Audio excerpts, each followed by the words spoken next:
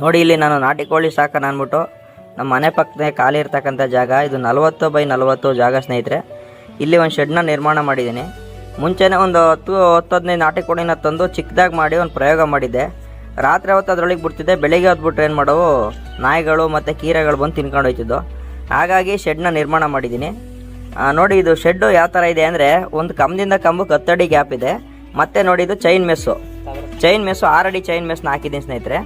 ಮತ್ತು ಇದೇನಿದೆಯಲ್ಲ ಇದು ಶೀಟು, ತಗಡು ಶೀಟು 2mm ತಗಡು ಶೀಟ್ ಹಾಕಿದ್ದೀನಿ.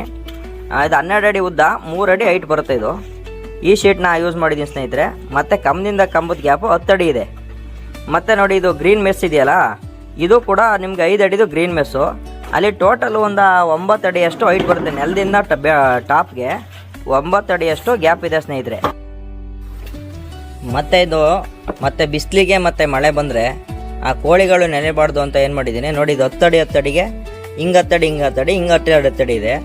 ಇದಕ್ಕೆ 12 ಅಡಿ ಶೀಟ್ನ ಹಾಕಿದ್ದೀನಿ ಮೇಲ್ಗಡೆಗೆ. ತಗಡು ಶೀಟು 2mm ಏನೋ ತಗಡು ಶೀಟ್ ಅಂತ ಬರುತ್ತೆ, ಅದನ್ನ ತಂದು ಹಾಕಿದ್ದೀನಿ ಸ್ನೇಹಿತರೆ. ಇದು ಶೀಟ್ ಹಾಕಿದ್ದೀನಿ ಏನಕ್ಕೆ ಅಂದರೆ ಮಳೆ ನೆನೆಬಾರ್ದು, ಬಿಸಿಲಲ್ಲಿ ಒಣಗಬಾರ್ದು ಅನ್ನೋದಕ್ಕೋಸ್ಕರ.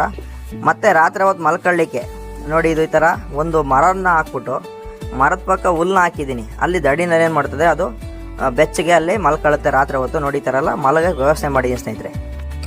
ನೋಡಿ ಇದು ಗೇಟು, ನಾವು ಒಳಗೆ ಬರಲಿಕ್ಕೆ ಹೊರಗೆ ಹೋಗೋಕ್ಕೆ ಗೇಟ್ ಮಾಡಿದ್ದೀನಿ.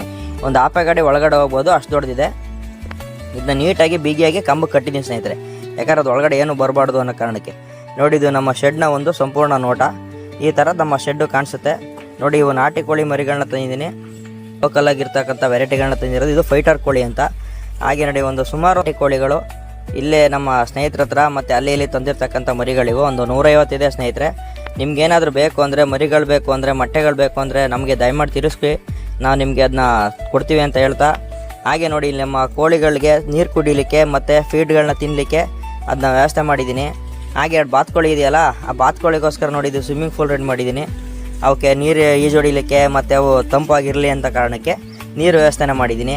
ಮತ್ತು ನೋಡಿ ಮೇವುಗಳು ತಿನ್ನಲಿಕ್ಕೆ ನಾನೇ ಸ್ವತಃ ಮಾಡಿರ್ತಕ್ಕಂಥದ್ದು ಫೀಡರ್ಗಳು ಮತ್ತು ಡ್ರಿಂಕರ್ಗಳನ್ನ ವ್ಯವಸ್ಥೆ ಮಾಡಿದ್ದೀನಿ. ನಾನೇ ಮಾಡಿದ್ದೀನಿ, ಯೂಟ್ಯೂಬಲ್ಲಿ ಮಾಡೋದು.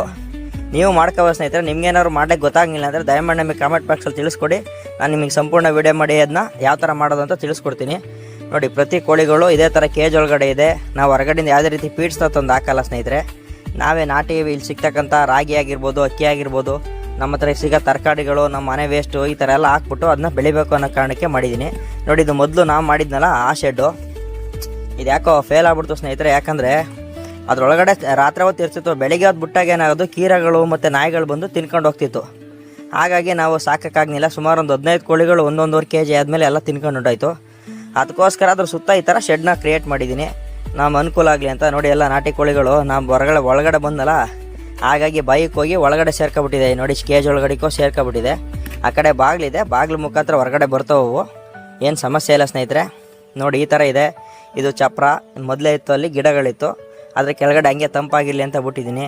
ನೋಡಿ ಇದೆಲ್ಲ ನಾಟಿ ಕೋಳಿಗಳು, ತುಂಬ ಚೆನ್ನಾಗಿದೆ, ಆರೋಗ್ಯವಾಗಿದೆ. ಇವಾಗ ಒಂದು 60 ದಿನ ಆಗಿದೆ ಇದು ನಾಟಿ ಕೋಳಿಗಳಿಗೆ. ನಿಮಗೆ ಮೊಟ್ಟೆಗಳು ಬೇಕು, ಮರಿಗಳು ಬೇಕು ಅಂದರೆ ಕೂಡ ಸಿಗುತ್ತೆ ನಮ್ಮ ಹತ್ರ. ಮತ್ತು ಮಾಂಸಕ್ಕೆ ಕೋಳಿಗಳು ಸಿಗುತ್ತೆ, ಎಲ್ಲ ನಾಟಿ ವೆರೈಟಿ. ನಮ್ಮ ಹತ್ರ ಫಾರಮ್ ಆಗಲಿ ಬೇರೆ ಯಾವುದೂ ಸಿಗೋಲ್ಲ, ಪ್ಯೂರ್ ನಾಟಿ ಸಿಗುತ್ತೆ. ನಿಮ್ಗೇನಾದ್ರು ಬೇಕು ಅಂತ ಹೇಳ್ತಾರೆ ದಯಮಾಡಿ ನಮ್ಮ ಕಾಮೆಂಟ್ ಬಾಕ್ಸಲ್ಲಿ ತಿಳಿಸಿ. ನಾವು ನಿಮಗೆ ನಂಬರ್ ಕೊಡ್ತೀವಿ, ನೀವು ಮಾತಾಡ್ಬೋದು, ರೇಟ್ ಮಾತಾಡ್ಕೋಬೋದು, ತಗೊಂಡೋಗ್ಬೋದು ಅಂತ ಹೇಳ್ತಾ ವಿಡಿಯೋನ ನೋಡಿದ ನಿಮಗೆಲ್ಲ ಹೊಂದಿಸ್ತಾಯಿದ್ದೀನಿ ಸ್ನೇಹಿತರೆ. ನಿಮ್ಗೇನಾರು ಸಲಹೆ ಸೂಚನೆಗಳಿದ್ದರೆ ದಯಮಾಡಿ ನಮ್ಮ ಕಾಮೆಂಟ್ ಬಾಕ್ಸಲ್ಲಿ ತಿಳಿಸ್ಕೊಡಿ ಅಂತ ಹೇಳ್ತಾ ವಿಡಿಯೋನ ಮುಗಿಸ್ತಾ ಇದ್ದೀನಿ. ಥ್ಯಾಂಕ್ ಯು ಸ್ನೇಹಿತರೆ, ಎಲ್ರಿಗೂ ಒಳ್ಳೆಯದಾಗಲಿ.